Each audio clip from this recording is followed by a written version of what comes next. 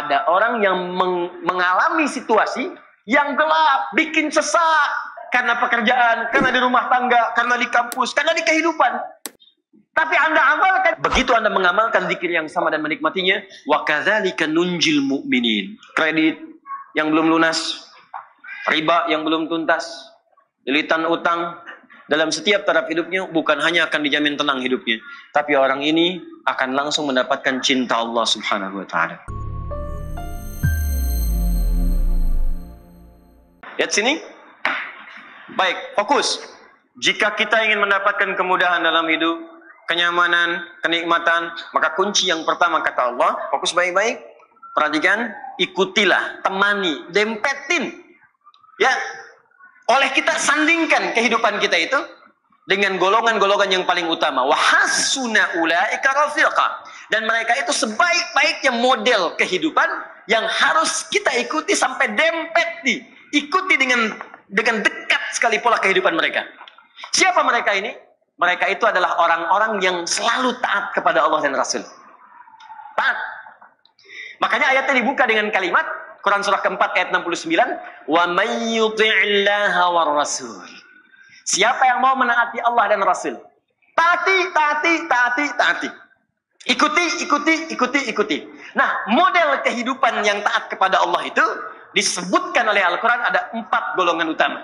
1, para nabi. Semua nabi. Lihat sini, fokus. Saya pernah jelaskan ini, ada Al-Anbiya, ada Nabiyin, itu beda. Surah ke-21 namanya apa?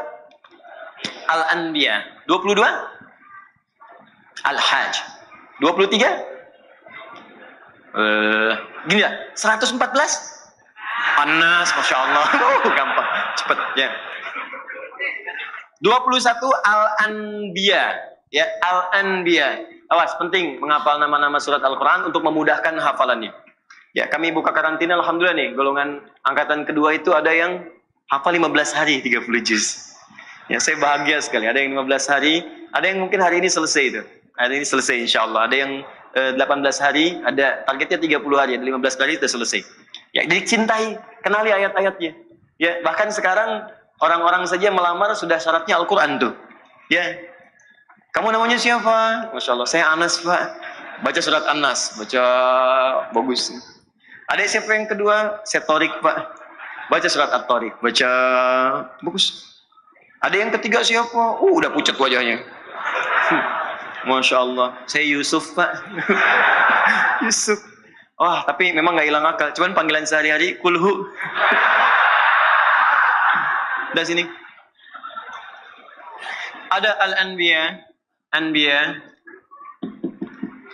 Ada Nabiyin, An-Nabiyin. Kalau Anbiya, beberapa nabi. Karena itu di surah Al-Anbiya tidak dikisahkan semua nabi. Tapi kalau nabiyin itu seluruh nabi. Dari Nabi Adam alaihissalam sampai Nabi Muhammad sallallahu alaihi wasallam. Jadi Allah akan memberikan pesan kepada kita, kalau hidup kita ingin tenang, ingin nyaman, ingin nikmat di rumah tangga, di pekerjaan, di kehidupan sosial, ikuti pola hidup para nabi. Makanya saat Anda sakit, ada contoh Nabi Ayub yang pernah sakit. Fokus. Ada yang pernah sakit. Ya Allah, saya sakit kepala, sakit di kaki, sakit di tangan, ya, sakit di kantong, ya, sakit macam-macam. Nah, begitu terkena penyakit fisik, Allah turunkan pola kehidupan Nabi yang pernah sakit. Ada yang ringan-ringan, seperti Nabi Ibrahim sakit. Bagaimana menikmati penyakit itu? Ini yang paling indah. Sakit tapi menikmatinya gitu. Kan kebanyakan orang sakit itu menghadirkan keluhan kan? Makanya dokter bertanya ketika pasien datang, keluhannya apa Pak? Keluhannya apa Bu? Dia ada orang sakit mengeluh. Tapi kalau Anda paham rumus ini, sakit tapi menikmati sakitnya. Pernah nggak ada orang terima sakit? Keluhannya apa? Oh, nggak ada, nikmat semuanya. Terus ngapain Bapak kesini? Cuma buat kasih tahu aja.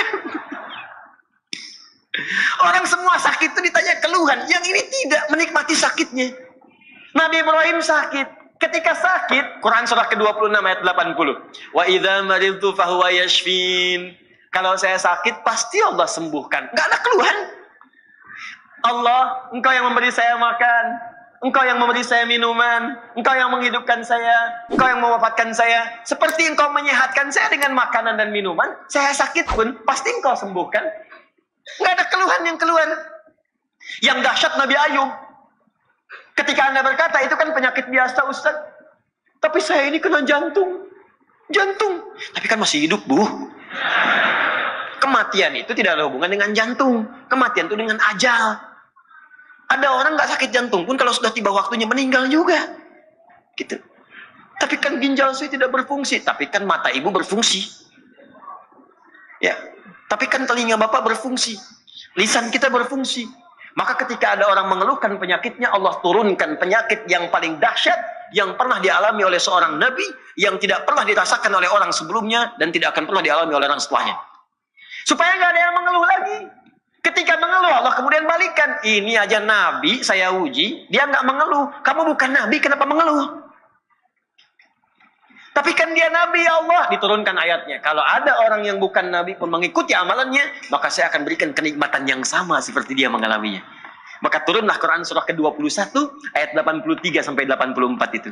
Wa ayyuba idznada rabbahu anni massaniya dhurru wa anta arhamur rahimin. Kata Allah, "Hei, saya akan buka kisah Ayyub alaihissalam supaya kalian belajar." Ketika ia mulai bermohon kepada Allah, saat sakitnya mulai mengganggu dia untuk ibadah. Di saat sakitnya itu biasa, ya beliau nikmati aja. Nikmati, sholat ya sholat, ibadah ya ibadah, gak ada keluhan. Istrinya bertanya, "Papa, kenapa gak minta kepada Allah sembuhkan?" Kata suaminya, "Berapa lama kita sehat dan senang? 20 tahun. Berapa lama kita diuji dengan sakit dan begini? 7 tahun. Nanti aja, kalau sudah sakitnya sama dengan sehat 20 tahun, baru saya minta kepada Allah." Saya malu dikasih sehat 20 tahun, saya senang. Kenapa ketika dikasih sakit untuk ibadah selama baru 7 tahun sudah mengeluh? Bukankah semuanya datang dari Allah untuk kita beribadah kepada Allah? Dikasih kaya 20 tahun, kita senang. Diuji dengan fakir baru 7 tahun sudah mengeluh. Saya malu. Nanti aja kalau ujiannya sudah serupa. Jadi bagi Nabi Ayub nggak ada bedanya. Harta ada, nggak ada harta, tetap ketaatan kepada Allah meningkat.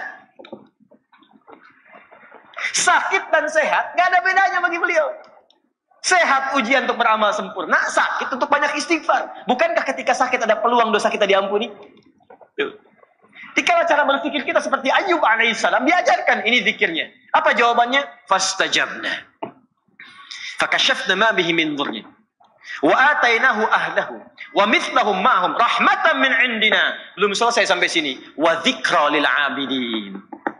Ketika Nabi Ayyub alaihissalam bersabar dengan penyakitnya, beliau menikmatinya, dan ketika mulai mengganggu penyakitnya untuk ibadah, baru bermohon kepada Allah, "Ya Allah, penyakit ini sudah menghambat saya untuk ibadah."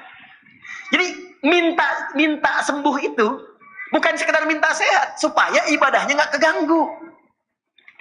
Jadi ketika sakit biasa saja, ketika ibadah terganggu baru minta sembuh. Tuh, "Ya Allah, kaki saya sakit." Jangankan kamu, banyak yang sakit kaki. "Ya Allah, sakit di kaki ini sudah mulai mengganggu saya untuk bisa ke masjid berjamaah." Begitu caranya.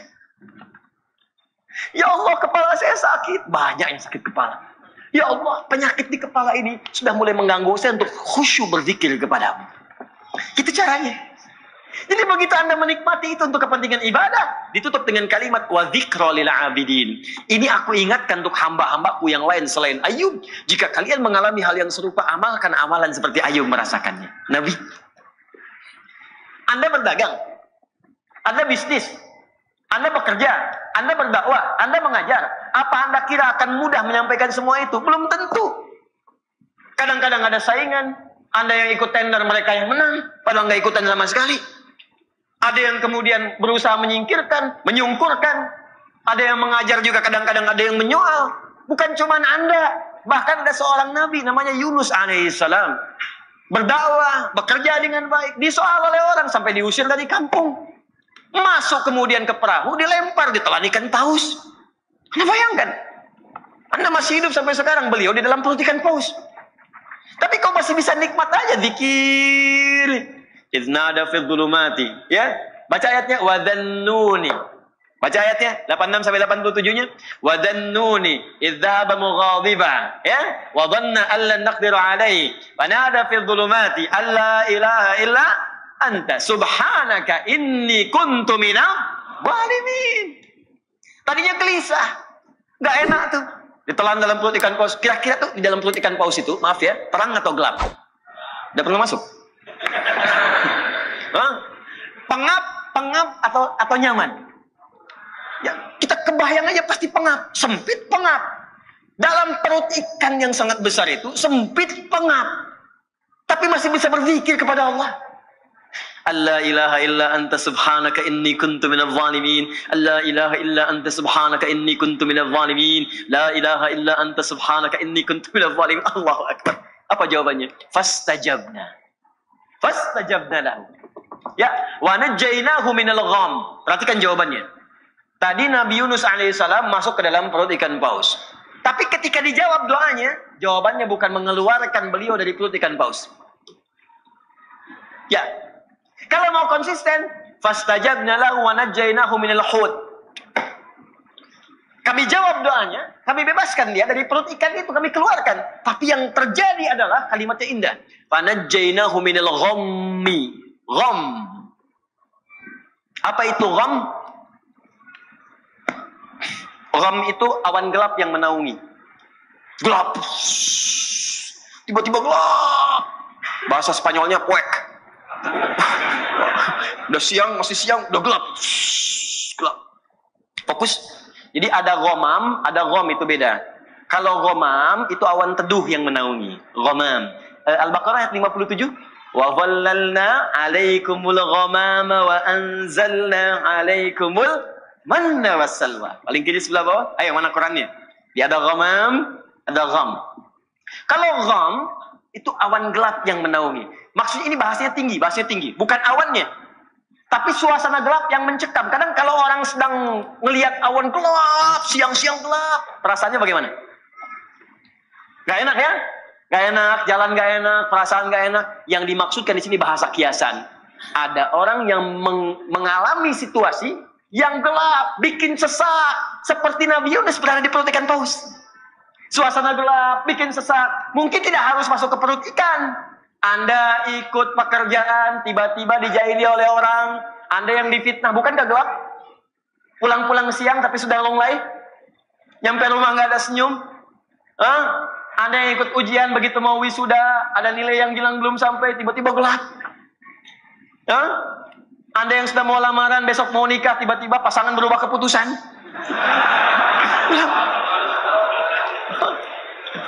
Seketika kan gelap, ya Allah. Padahal situasi siang. Ya Allah, aku seperti tersambar halilintar. Padahal halilintar gak ada. Ya. Makanya kalimat Qur'annya indah. Allah tidak mengatakan perut ikan pausnya. Allah ingin mengatakan, akan ada orang-orang hambaku, mungkin selain Yunus, yang mengalami situasi serupa dengan Yunus. Pekat, gelap, capek, lemah ya Allah. Walaupun tidak harus masuk ke perut ikan. Karena pekerjaan, karena di rumah tangga, karena di kampus, karena di kehidupan. Tapi Anda amalkan seperti Yunus. Dalam suasana di perut ikan pun masih nikmat. La ilaha illa anta subhanaka inni kuntu minadh dhalimin. Perhatikan. Begitu Anda mengamalkan zikir yang sama dan menikmatinya. Wa kadzalika nunjil mu'minin. Belum selesai. Fanajjaynahu minal gham. Kami selamatkan Yunus alaihissalam dari gham, perut ikan. Wa kadzalika nunjil mu'minin. Kalau ada orang-orang beriman setelahnya mengalami situasi yang serupa, bahkan masuk ke perut ikan pun dia berzikir, saya selamatkan kata Allah.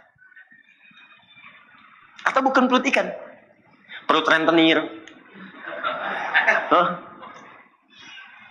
kredit yang belum lunas, riba yang belum tuntas, lilitan utang, ya, kehidupan rumah tangga, masalah sosial, minta la ilaha illa anta subhanaka inni kuntu minadh dhalimin. Uang belanja belum kunjung datang, la ilaha illa anta subhanaka inni kuntu minadh dhalimin. Tuh nikmat. Maka poin besarnya, makanya Allah turunkan kehidupan semua nabi supaya kita belajar. Kalau sedang punya kedudukan, turunkan Nabi Sulaiman. Nabi Sulaiman itu bisa menaklukkan awan, bisa menaklukkan angin. Ya, bukan hayalan. Songgoku cuma awan kinton. Ya, Sulaiman semua awan. Buduwa wa asya, datang pagi, datang petang, datang kecepatan kilat. Anda bayangkan, awan takluk, angin takluk, jin takluk, setan nggak macam-macam. Anda bisa bayangkan, tapi dengan segala kekuasaannya, azamin fadli rabbi, tidak menghentikan beliau untuk bisa menyembah Allah dan tawadhu dengan kekuasaan. Nabi, Rasul, Raja, tingkat yang paling tinggi, wah, jin takluk, setan takluk, awan takut, angin takluk, masih tawadhu. Ini semua bukan aku, Allah yang telah menetapkan. Sama semut masih baik. Pasukan, siap. Ada semut, jangan disakiti. Anda siapa? Nabi bukan, Rasul bukan. Angin tidak takluk, Anda berdoa malah datangin topan. Hah? Minta hujan nggak datang-datang. Nggak diminta hujan datang. Ya? Bayangkan. Rasul bukan, surga belum jelas. Anda sebesar apa sih kedudukannya? Jangankan pada semut, bahkan manusia pun Anda zalimi. Hutan pun Anda gunduli. Ya, gunung pun Anda hilangkan. Lautan Anda kuras. Anda siapa gitu? Makanya belajar ke sini. Maka kalau Anda bisa ikuti seperti ini, muncullah kemudian seperti Abu Bakar, seperti Umar, Utsman, Ali, Umar bin Abdul Aziz. Yang walaupun ada di kedudukan, indah kalimatnya. Allahu Akbar, datang keponakannya, datang ke istana. Tiba-tiba dimatikan lampunya, dinyalakan lilinnya. Ditanya dulu, kamu ada apa? Keperluan pribadi, matikan semua lampunya. Kenapa dimatikan? Kalau engkau datang sebagai rakyat, maka aku akan nyalakan semuanya. Engkau datang sebagai pribadi, karena ini fasilitas negara, maka hanya boleh digunakan untuk kepentingan yang luas, untuk masyarakat dalam kepentingan negara. Tapi ketika datang dengan kepentingan pribadi, maka aku matikan, aku nyalakan lilin yang milikku pribadi. Wah, kalau semua pejabat seperti ini enak. Masya Allah. Plat merah pakai undangan. Izin nggak ada. Izin ada, nggak apa-apa. Senang. Gak ada masalah, kan aturan diikuti dengan baik. Nah ini indahnya, setiap ada kejadian yang kita alami, pasti ada contoh nabinya. Ya, ada yang naik kedudukan, digoda sama lawan jenis, ada, makanya muncul kisah Nabi Yusuf. Untuk mengingatkan hati-hati kalau sedang punya kedudukan, godaannya bisa seperti ini. Bapak direktur, punya sekretaris, yang sekretaris perempuan. Satu ruangan, sekretaris abadi di rumah. Yang ditatap sekretaris kantor, 8 jam dilihatin terus. Hati-hati. Maka muncul kisah Nabi Yusuf. Ada lagi yang lain. Ya, ada ibu yang belum ada keturunan. Ya, bapak yang belum ada keturunan. Diturunkan kisah Nabi Zakaria supaya nggak bersedih. Nikmati. Lihat amalannya, pelajari. Kalau Anda amalkan semua itu, nikmat hidup. Puncaknya, Nabi Muhammad SAW. Makanya semua miniatur Nabi, dari Nabi Adam sampai Nabi Isa alaihissalam, itu terkumpul contoh seluruhnya sempurna pada Nabi Muhammad SAW. Nabi sebelumnya sakit, Nabi Muhammad pernah sakit. Nabi sebelumnya punya kekuasaan, Nabi Muhammad punya kekuasaan. Nabi sebelumnya pernah dijahili, Nabi Muhammad banyak dijahili. Dan kita hafal sampai sekarang tokoh-tokohnya. Ada semuanya. Tapi bagaimana ketika Nabi mengalami semua itu, kenikmatan yang dirasakan? Anda dicaci dengan lisan, Anda dilempar dengan perkataan. Nabi dilempar dengan batu di Taif. Sampai berdarah. Duduk istirahat di bawah naungan pohon. Datang 2 malaikat penjaga gunung. Ya Muhammad SAW. Mud yadaika ilas sama. Muhammad SAW, angkat tanganmu ke langit. Mintakan kepada Allah supaya kami mengangkat 2 bukit di Taif itu untuk menghimpit orang-orang yang menyakiti engkau itu. Ini malaikat sampai datang. Ini malaikat aja merasakan, ini orang luar biasa nih. Melempar Nabi sampai berdarah. Datang. Angkat tanganmu ke langit, minta kepada Allah. Kami lakukan sekarang. Kami angkat 2 bukit itu, kami himpit mereka yang menyakitimu itu. Melempar engkau dengan batu. Apa jawab Nabi? Lah, jangan lakukan. Fa'innahum qawmun la ya'lamun. Fa'innahum qawmun la ya'lamun. Mereka belum tahu saja. Nanti kalau sudah tahu juga, mereka akan menyadari mereka salah. Ya Rabb, ila man takiluni, a ila qaribin yu'dhini, am ila ba'idin yu'limuni, fa ana radin ma lam taghdab alayya. Ya Allah, setelah di Taif ini aku dilempari dalam berdakwah, kemana lagi engkau akan antarkan aku untuk berdakwah? Apakah dari Taif ini tempatnya masih dekat dan di situ aku akan disakiti lagi? Atau tempatnya masih jauh dan itu akan dizolimi lagi aku di sana? Aku ridha ya Allah, aku akan nikmati sepanjang engkau tidak marah kepadaku. Sepanjang engkau tidak marah kepadaku. Ya Rabb, mohon munculkan kelak di bumi Taif ini laki-laki, perempuan, anak-anak, dewasa yang kelak akan beriman kepada Allah dan Rasulnya. Muhammad sallallahu alaihi wasallam. Dilempari, disakiti, keluar darah, menikmati itu semua. Rokok, disimpan kotoran di punggungnya, menikmati itu semua. Difitnah, dizalimi, menikmati itu semua. Harakat, indah. Hidup dengan orang munafik, dibimbing sampai mau tobat. Muhammad sallallahu alaihi wasallam. Dan dahsyatnya, ketika miniaturnya terkumpul di Nabi sallallahu alaihi wasallam, yang sangat luar biasa itu, maka Allah turunkan satu ayat. Jika Anda ingin sempurna mendapatkan kenikmatan hidup, maka ikuti semua petunjuk yang pernah ditunjukkan oleh Nabi Muhammad SAW dari mulai tidur sampai dengan kita tidur lagi. Karena tidak ada teladan yang terbaik kecuali yang ini. Maka turun Quran surah 33 ayat 21. Bagian pertama. Quran surah ke-33 ayat 21. Laqad kana lakum fi Rasulillahi uswatun. Allahu Akbar. Kalau nabi lain gak disifati dengan ini. Nabi lain tuh cuman kisah ini diikuti, kisah ini diikuti. Nabi Muhammad tidak. Langsung keluar kalimat uswatun hasanah. Uswah hasanah. Bahkan ayatnya di riwayat Warash dan Qalun bisa dibaca dengan iswah. Qalun, Warash dari Nafi' bisa dibaca dengan iswah. Laqad kana lakum fi Rasulillahi iswatun hasanah. Iswah. Bisa uswah, bisa iswah. Dahsyat. Ini langsung penetapan dari Allah. Muhammad SAW beda, khusus, tidak sama dengan Rasul lain. Kata Allah, semua apa yang dikerjakan oleh beliau, itu akan jadi teladan dalam kehidupan. Jadi kalau Anda ikuti, langsung seketika Anda akan jadi teladan dalam hidup. Bapak Ibu, lihat sini. Harakatnya apa? Dhamma, di atas, di bawah. Di atas, karena itu di ilmu Nahwu disebut rafa namanya. Rafa, di atas, tinggi. Rafa. Alamatnya dhamma. Harakatnya di atas, di bawah? Di bawah. Bawah itu khafad, rendah, kecil. Khafad. Tandanya harakatnya apa? Kasrah. Nih. Saya inginkan Anda paham. Bukan menghafal. Menghafal mudah. Paham, itu yang paling penting. Kasrah. Kenapa disebut kasrah? Dari kata kasura, sesuatu yang pecah, kecil, lembut. Biasanya di bahasa Arab kalau harakat-harakat kecil, yang lembut, tipis, itu menggunakan kasrah, sesuai dengan sifat. Misal, perempuan lebih lembut daripada laki-laki. Lembut, halus, kata-kata yang lebih lembut, lebih halus, maka untuk perempuan menggunakan kasrah.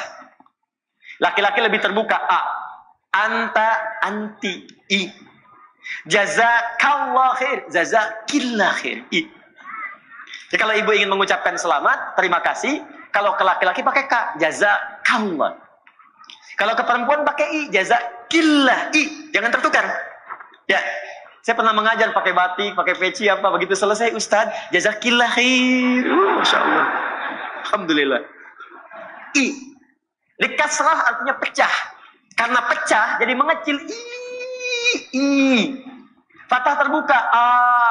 Dhamma terkumpul. Ya. Kasrah kecil, pecah, hancur, tipis. Nah, keluar dari sini jam 3. Mau itikaf tuh jam 3 keluar. Tiba-tiba di pohon depan itu ada suara. Tunjuk. Kasrah. Fathah. Dhamma. Di situ lari. Nah. Sekarang belajar ilmu bahasa. Awas, 5 menit kita selesai. Fokus. Kenapa disebut kasrah? Kasrah menunjuk pada sesuatu yang pecah. Rendah. Kalau pecah itu jadi kecil ya. Kasura zujad. Kaca pecah maka jadi kecil. Jadi kalau ada sesuatu menggunakan harakat kasrah, ini menunjuk pada sesuatu yang kecil, ringan. Makanya alamatnya khafad, di bawah, rendah. Kalau menggunakan sesuatu yang tinggi, terkumpul, rafa, tinggi. Dhammah terkumpul, in dhamma syai'u, berkumpul jadi banyak. Kalau ingin menunjukkan sesuatu yang banyak, maka gunakan harakat dhammah, kemudian harakatnya tinggi di atas, rafa. Perhatikan, ketika Allah menyebutkan Nabi menjadi teladan, kenapa menggunakan 2 harakat? Di atas tinggi, di bawah rendah. seakan ingin menjelaskan kepada kita, Nabi Muhammad itu jangankan perilakunya yang tinggi-tinggi, yang banyak bisa kita temukan. Cara sholatnya yang 1 rakaat sampai dengan kakinya bengkak. Ya, Masya Allah. Cara infaknya yang saat berinfak dengan 1000 ekor unta. Cara puasanya yang sangat luar biasa. Yang tinggi-tinggi, jangankan yang tinggi-tinggi, yang kecil-kecilnya pun bisa jadi teladan. Cara senyumnya, cara jalannya, cara bangun tidurnya, cara masuk toiletnya, cara masuk masjidnya, cara pakai sendalnya, cara berpakaiannya, itu kan kelihatan kecil. Cara berpakaian kan sederhana, tiap hari berpakaian. Cara makannya, cara duduknya, cara menggunakan alas kakinya, dengan sendalnya, dengan sepatunya, dengan terumpahnya, cara mengenakan bagian pecinya, sorbannya, itu kan kecil-kecil. Tapi kalau Anda ikuti, jadi teladan Muhammad. Karena itu dalam Islam, Anda akan temukan bimbingan dari Nabi dari bangun tidur sampai tidur lagi. Pasti ada. Silahkan tunjukkan kepada saya. Selain dalam Islam, bimbingan yang komplit dari bangun tidur sampai tidur, Anda nggak akan temukan. Untuk menunjukkan kebenaran risalah Islam diturunkan seorang Nabi terakhir, namanya Muhammad SAW, dan beliau tunjukkan kalau Anda ingin menikmati kehidupan dengan baik, maka silahkan ikuti semua petunjuk Nabi. Itu langsung dari Allah. Laqad kana lakum fi rasulillahi Yang paling dahsyat, saya tutup, jika Anda mampu mengikuti semua itu, maka semua pengikut Nabi akan jadi teladan di zamannya. Contoh, maaf ya, Abu Bakar ikut Nabi Muhammad SAW, diikuti semua perilaku Nabi. Nabi meninggal, Abu Bakar jadi teladan. Umar mengikuti, Umar jadi teladan. Utsman mengikuti, Utsman jadi teladan. Ali mengikuti, Ali jadi teladan. Wafat sahabat, muncul tabi'in, jadi teladan. Wafat tabi'in, muncul setelahnya tabi'ut tabi'in, jadi teladan. Pokoknya semua yang ikut Nabi akan diteladani dalam hidup. Anda tidak harus jadi ustaz. Bukankah Utsman itu seorang pengusaha? Abdurrahman bin Auf seorang pengusaha. Amr bin As seorang diplomat, birokrat bahkan. Ayo, jadi apapun Anda, ikuti cara Nabi membimbing kita. Ustaz, bagaimana dengan kami perempuan? Ibu, bukankah Sayyidah Khadijah istri Nabi? Bukankah Aisyah istri Nabi? Bukankah Zainab istri Nabi? Makanya Nabi diizinkan menikah lebih daripada 4 perempuan, karena semua istri Nabi itu menjadi miniatur karakteristik semua perempuan di bumi. Makanya ibu pulang ke rumah, ibu baca sirah istri Nabi, ibu akan menemukan, ibu akan mirip siapa? Ibu akan temukan. Ya, ada yang cekatan, senang belajar, berarti seperti Sayyidah Aisyah. Ibu pelajari bagaimana riwayat Sayyidah Aisyah. Ada yang senang ngaca, senang macam-macam, kan? Ada yang senang misalnya mohon maaf bikin masakan dan sebagainya. Ada. Kalau Khadijah itu agak susah memang. Ya. Tapi bukan berarti nggak bisa diikuti. Cirinya sederhana, Bu. Begitu suami melihat ibu, hilang setengah masalah. Khadijah. Itu di Al-Bukhari nomor hadis 4-5. Nabi pulang dari Gua Hira, ya, begitu kemudian melihat malaikat Jibril dalam bentuk rupanya, tergesa-gesa pulang ke rumah, dibukakan, begitu melihat Sayyidah Khadijah, setengah masalah hilang. Digenggam tangannya, kata Nabi, zammiluni, zammiluni, selimuti saya, dibawa ke kamar, diselimuti, keluarlah kalimat yang indah itu. Allahu Akbar. Sayang, engkau itu orang yang sangat baik. Engkau penyambung silaturahim. Engkau senang memberi. Yakinkan pada jiwamu, aku akan selalu bersamamu dalam suka dan duka. Istri begitu, Pak. Hilang semuanya. Sudah selesai. Hilang semua kegelisahan. Khadijah. Coba besok antum pulang dari pekerjaan kan. Wah, ada masalah. Nyampe rumah. Assalamualaikum. Dibuka. Masya Allah. Masalah tambah.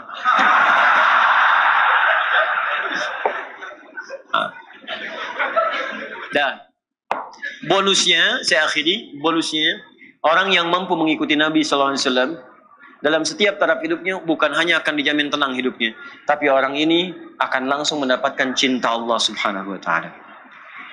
Itu ada di Quran surah ketiga Ali Imran, saya tutup ayat 31.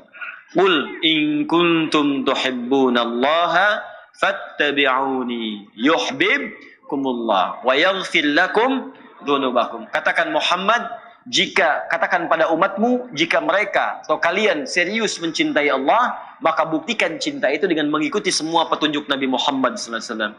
Mulai sekarang belajar ya Bu ya, Pak. Belajar yang ringan-ringan dulu. Bangun tidur bagaimana petunjuk dari Nabinya.